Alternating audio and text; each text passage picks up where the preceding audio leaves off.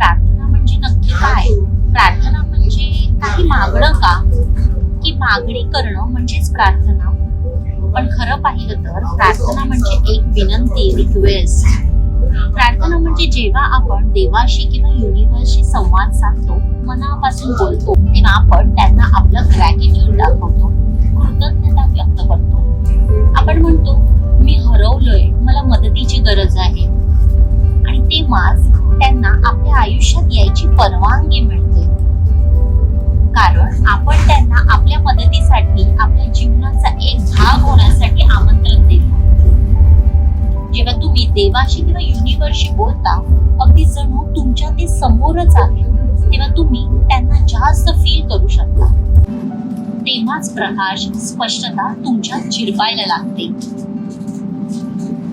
ते उत्तर आधीपासूनच तुमच्या भोवती असतं, पण तुम्ही त्याच्याशी संवादच कधी करत नाही. तर आज एकदा अगदी ऑथेंटिकली, खरं मन मोकळं करून देवाशी किंवा युनिव्हर्सशी बोला. स्वतःची गोष्ट मनापासून खुलं करून सांगा, अगदी मनापासून. धन्यवाद.